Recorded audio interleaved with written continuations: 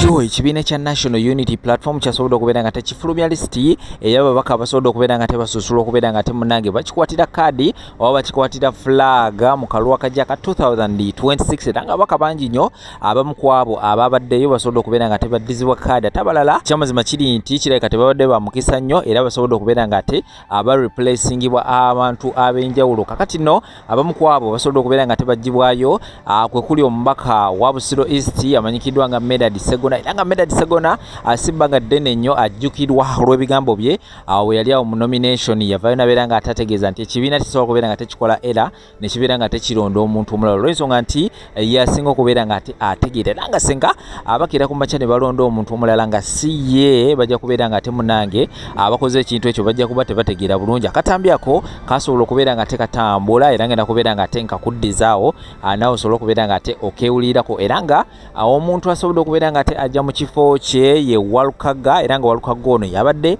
asaidi wali ku bwa meya kakati nno ne Nina Rose yasobola okubeera nga ate afuna kaadi saka abantu ab'enjawulo basobola okubeera nga temunange bafuna kaadi kakati nno omukyala amanyikiddwa nga Flavia Namulindwa era nga naye abadde yeesimbyewo saidi wali egomba era ng'ono banage Flavia Namulindwa abadde yeesimbye ku mwannyina wa Robert Kyagulanyi Ssentamu muganda wa Robert Kyagulanyi Ssentamu era nga babadde balwanira positi y'emu era Mary Flavia Namulindwa tasobola okubeera nga temunange aweebwa kaadi kakati nno agava saidi eyo Mary Flavia Namulindwa si birungi n'akamu ali maziga era nga okuva lwe bagabye kaadi amawulire agava eyo nti yadduse mu maka ge tannalaba okubeera nga atalabikako amasimu ge gonna gavuddeko era nga tujja kwongera okubeera nga ate tukuwa ebigenda mu maaso saidi zeeyo nkutegeezeza Mary Flavia Namulindwa oluvannyuma lw'okubeera nga tebalangiridde akibeera mu listing erinnya lye teririimu munange ewaka gy'abadde asula yavuddeyo amasimu gonna gavuddeko era teri amanyiwa Mary Flavia Namulindwa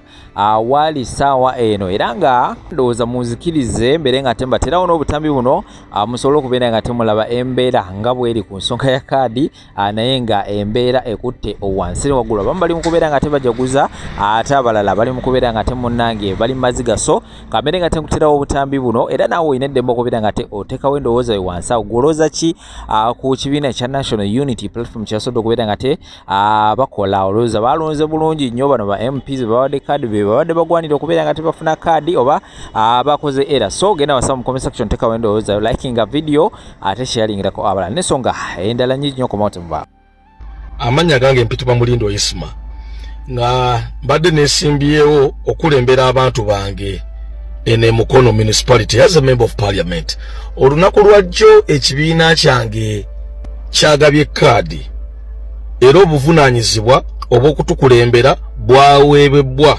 incumbent Honorable Betty Namboze Bakireke. Congratulations, comrade. It was indeed a battle well fought. Ensonga nina bbiri ez'amangu zenjagala ennyo tuteekeko essira. Ensonga emu egenda eri abalonzi baffe. Abalonzi tufunye omukisa nti ku luno tufunye ababaka abasunsuddwa. The leaders we've got have passed through vetting babadde ku ground ne balaga amaanyi gaabwe and they've actually showed their capabilities in the party structure. So tugenda kulemberwamu abakulembeze abasobola naye kyembasaba nga abalonzi abakulembeze naffe tubayambeko. Bakulembeze bangi basobola balina obusobozi but they haven't lived up to their potential. Olwokuba nti no bwe batuuka eno mu zi office system tebaganya kukola. Remember, they need to implement what you've asked them to do. They need to echo your voices. Byemubagambe eyo bajje eno mu zi office eno mu government babyogere ne government ebasiba omumwa system tebaganya kukola batuuka eno ne bakona. Abakulembeze tubayambeko tugenda bayambako tutya tunoonya akalulu ka Kyagulanyi Ssentamu tukalonde tukakuume tukabanje kuba ye bw'anaaba afuuse president epitome of power agenda kuva eri waggulu ng'atereeza system through transparency through unity and also employing people that are credible tusobole okulaba nga byonna bitutuma ababaka baffe babitutuusaako. So abalonzi mwebereremu munakyalinga abakulembeze. Ekyokubiri be bakulembeze bafa abaweebwa kkaadi. Butuufu mulaze amaanyi ku ground mu vetting mu party structures. Mbadde nsaba ngamba kuutira. Temujjanga okwo. Temuzikiza. Mulabike. Please echo our voices. Speak when you need to speak. Remember, we the voters, we can only speak through the corridors of our streets and our communities. But you, our leaders, you speak from a position of power. You have gazetted offices. You speak authoritatively. Remember, every time a leader speaks, they are echoing millions of voices back at home. Use that opportunity and speak. Represent us. That is all we are asking. We know you don't have the powers of constructing roads, building hospitals, but you have the power to speak. Please do. Please speak. Represent us. Then lastly, don't go into a comfort zone knowing that the system under which you are working isn't transparent. The system doesn't enable you implement what we, the voters, are asking you to do. It literally means fight hard, fight tooth and nail. Mukunga abantu. Balonde bakyuse obukulembeze bw'eggwanga. Lead our communities into a protest vote. Tufube okulaba nga Kyagulanyi bw'aba atudde mu ntebe namwe kibagonderamu. Our main agenda as opposition leaders is to unseat the junta, unseat General Museveni. Tetwagala nsonga ndala gye mugenda tukolera. Musoke mukole ku eyo. Ebisigadde bijja kwanguwa. Nsembayo nga nebaza abalonzi, nebaza bannamukono, bannange mwebale kunjagala. Bannange mwebale kundaga bwesigwa. Mwebale kunzikiririzaamu. I'm really happy, I'm really humbled by your immense support. Temujjanga okwo. The struggle has just begun. We might have lost the battle, but I promise you, we will win the war. Flavia Namulindwa bakumye kadi lwaki? Flavia Namulindwa kikumbizza kadi basajja bo bokyusanga ndawuya. Bino ebintu Bobi Wine abimanyi. Obadde mu America ng'ozina aba Nigeria amudale nga yagamba ne senga asidi. Bobi Wine awulira information. Remember me telling these people. Botambula n'akasajja nga Lucifer. O information ogifuna. Bobi Wine yeekuumira mu kumanya n'okuyiga. Talina mu nsi gw'atamanyi.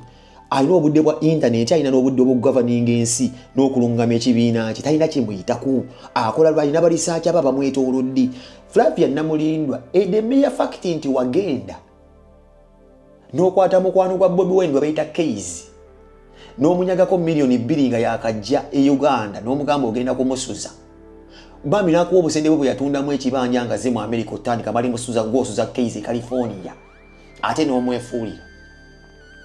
Waleeta omusajja n'akuzina n'ogamba mbu case akulingiriza akuwuliriza. Case n'abonaabona e California paka era Megadi bambi we yamuyola n'amugamba jangu obeereko ewange. Naye nga wagamba case n'omujjako n'obusente bambi bali yatunda nga manyimbo ojja mu nsi nga America oba ensi yo n'obamu ne ka pocket change k'otandikirako wakayoola n'omuwaako lumu. Naye nga oleeta ebisajja ebinegere ebikuzina bwe bimala okukuzina ate n'oloopa n'owayiriza case mbu case yakulingiriza. Bino ebintu Bobi Wine abimanyi. Bino ebintu Bobi Wine abimanyi. Bobi Wine yagamba olaba oleka muna Uganda munno ku mawanga. Flavia Namulindwa siyinza kuwa kadi. Gojja otambuza mboozi ndiwe gomba. Ate ab'eggomba mwe basinga okutya. Mayinja siwe gomba. Si yamufumita akasomugo. Ate Bobi atya mu ab'eggomba. Ozze ovudde ne mu America. Oyagala kadi toyagala kunaaza bakadde. Bobi Wine akulaga nti leka kusuulawo omulimu gw'obadde okolera obadde otawaaza bakadde. Nakuunya kubbi kwa gwe badde bakozesa okubeera ng'owunya kubbi omuzungu mu America yakyusa musinga ono ali mu Europe. Mu America okusangula omuntu bakugamba osangula ate owunyeko. Awunya California, awunya yakanzali simba, awunya mapeera, awunya glucose. Mu America owunyako bw'owunyako bakwongeramu ssente mu Europe towunyako. Kati gwadduse eri Bobi Wine amanyi obadde n'akalimu. Ate nga Bobi Wine professionalizing ebintu bino wammanga. Tosuulawo omulimu gwo gw'osuddewo omulimu. Ozze wano zombo ofune kadi onyonyoote gombo ogibba ogende. Bobi Wine akukkirize. Bobi Wine akugambye nti ekikukumbisizza kadi akusiriso ddeyo owunyeko. Ddayo ogende owunyeko. dayo ogenda onye ku mazi netayina kaadi yo ebyegomba byoyogera ate ne Bobi Wine ngejali too patriotic musajja ali abagala nyensi yawulira ekya case kyamukuba wala obusente bwe wamujja ku mulumu bwapangise rumu ate n'omweriza mbu nakulingiza nga bakuzina aba Nigeria. Bobi Wine yabitegeera kaadi tambula n'akasajja oyo naye agenze tewali kaadi. Omulala Sewanyana bakumye kaadi. Lwaki Sewanyana bakumye kaadi? Bobi Wine bino abimanyi yayitagala big abaneze kambi kugambe akimanyi olina omukono mukutta Seggirinya. Hey. Bobi Wine akimanyi olina omukono mukutta Seggirinya. Babasiba abantu babiri gwe n'otalawala. Seggirinya alirawo obutwa mu kkomera gwe bw'otalya. Okimanyi ekyatisa Seggirinya kyagenda bambi yafana kyo gobadde okisigaza gwe wagaana okwogera Seggirinya lwaki yafa wani yamutta obutwa bwava gwe diri wagiri Bobi Wine akitegeera. Ate gwa kukyalo kucha kyovula bani wo musembera uli ku NUP ne baleetawo amazzi. Bobi Wine ile agakwata amazzi n'agatundya bwati n'asaba amalala. Gwe wayokerawo ku mu January wakkiriza obusente bw'omusajja mutte Seggirinya. Kigambanga ko kwegeza mu ngatto za president w'ekibiina kyange ekya NUP. Nagamba nti ebisanja bye bibiri nga biweddeko ku bwa president nga bwe biri mu constitution gye twakola. Ekifo ekyo nkyeyagaliza nkisobola era nja kukisaba era n'ensuubiza abantu nti ekisa kya Katonda nga bwe kiri president so wa NUP yekka naye n'owaggwanga ajja kuva busiro ate si mulala yenze. Ab'okumanya okutono bagamba nti kati njagala kumuggyako. Bwe twakola constitution y'ekibiina nze nakulira akakiiko akakola constitution empya ey'ekibiina ky'NUP era conference yazigiisa yatuula wano wennyini w'oyimiridde. Ne bagamba nze nakiwakanya naye ne bansinga amaanyi ne nkigondera nti omuntu tafugenga bisanja twalenga bisanja bisukka bibiri. Era president yennyini agamba nti naye ebisanja bibiri bimumala okukyusa Uganda. Ne tukkiriziganya bwe tutyo n'olwekyo ebisanja bye bitandika 226. Ab'okumanya okutono tebamanya kuba constitution empya tennaba gazetted by the way bakyatulemeseza okugigazetinga mu kooti. Kati biba bitandika 226 paka 236.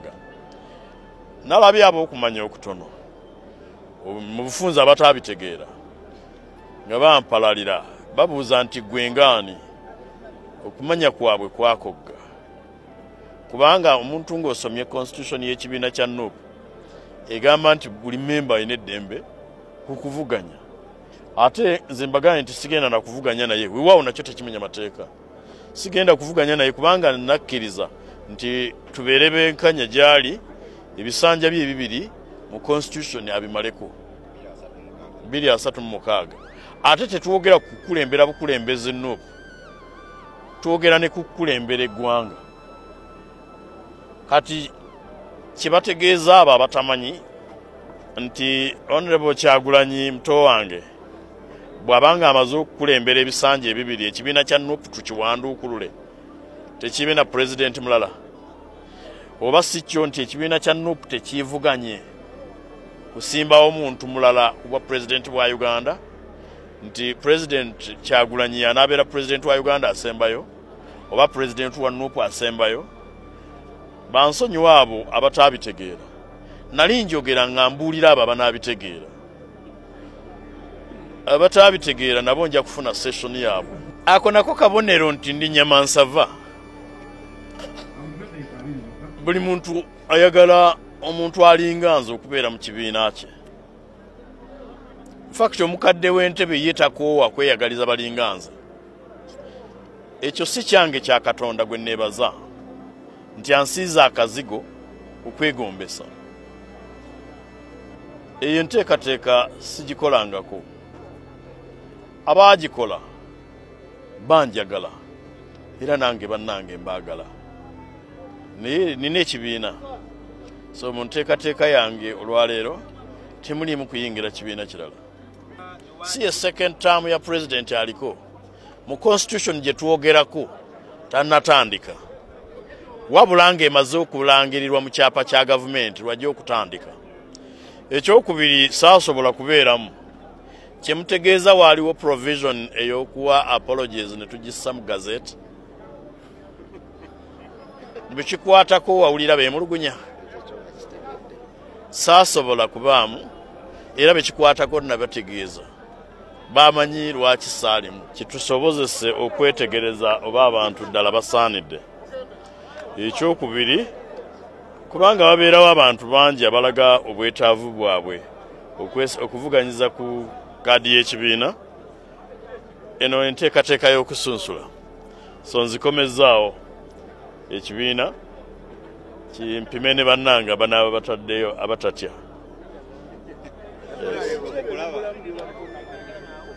ebayibuli era kyekyo kyegamba nti nkuleseewo omalirize ebitannaggwa bingi olutalo olusooka terunaggwa olw'oggoba omumpembe omukadde w'entebe ekyokubiri paalamenti buli lunaku olukya ebeera n'obuvunaanyizibwa obulina okukolebwa abo abasunsuddwamu nga balina ebisaanyizo ng'era basaanidde okubikola okusinga ku balala amateeka paalamenti ekyakola budget paalamenti ekyazikola oversight zikyagenda mu maaso n'omulimu gw'okugoba omukadde tegunnaggwa n'ebifaananako ng'ebyo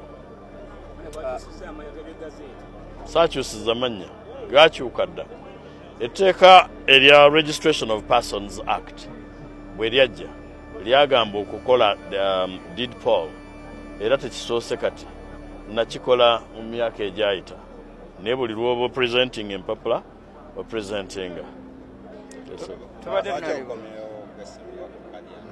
ate kati nandyesimbyewo ku kibiina kitali kyange nkomyewo kwesimbirawo ku kya NUP kuba kyekibiina kyange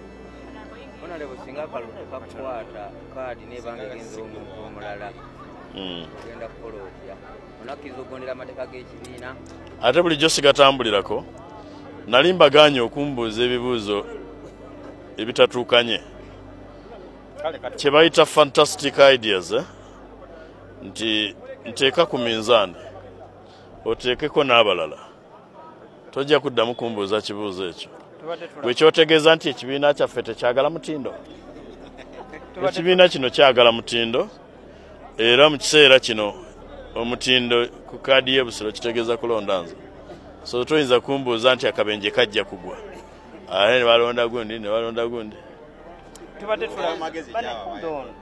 abagala okunneesimbako nga team leader waabwe bajje banneebuuzeeko buli muntu nnyamulaga waasaanidde okubeera ndowooza mbadde nkikola era abampuliriza balabye nga tubadde tutambula bulungi tebakyankalanya bintu bibadde bitambula bulungi tosika kapiteeni mu kisaawe ng'ate akyateeba ng'asambisa abiri gombi ne gateeba ate n'oteekayo ow'okugezesa kino ekiseera kye tulimu si kyakugezesezaako ng'eggwanga ng'ogyeko ng'ekibiina ng'eggwanga kino ekiseera si kyakugezesa basambi waliwo abo abali tested oba abagezeseddwa ne bayita ebigezo ate toleeta bakugezesa ne bali ddembe lyabwe okwesimbawo ddembe lyabwe okweyagaliza naye kyabuvunaanyizibwa okwepimira kubanga omanya Oluganda wasoma ku katabo akaalimu enjogera egamba nti lumu Wakikere yeewaga atomere kumu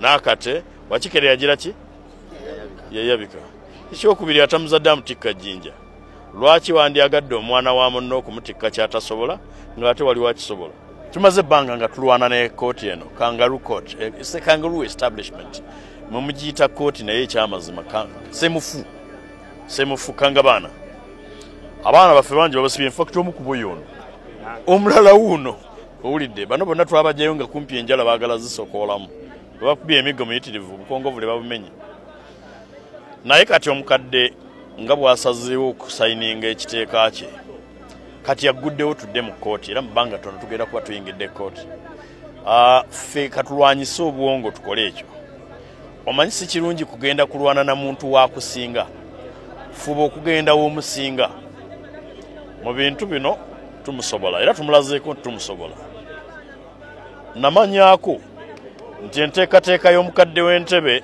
kusayininga tteeka lino amangu ddala akwate Kyagulanyi era amuyise nga bw'ayisa Dr. Besigye so nga bw'ali sayininze katulinde gazeeti efulume enkalu zidde okunywa etteeka lino bbi era nga tulirwanyisa tuyita bannayuganda bonna balwane eyo gyempulira azungira kati ng'abazungu mumugambe nti etteeka lye temulyagala olwaleero mpulira azungidde empigi mpulira enkyasimanya azungira buyikwe mumugambe etteeka lye temulyagala kubanga lisiba baana be baana bammwe ono yamusiba ono yamusiba ono yamusiba mu tteeka lye erimu nga bonna abatwala mu court martial n'abalala ne tubajjayo Kyagulanyi yamutwala mu court martial namujjayo eggulu nga mulaba bwe nagenda okumujjayo namujjayo awenyera mutabani we yatwala abaana baffe mu basement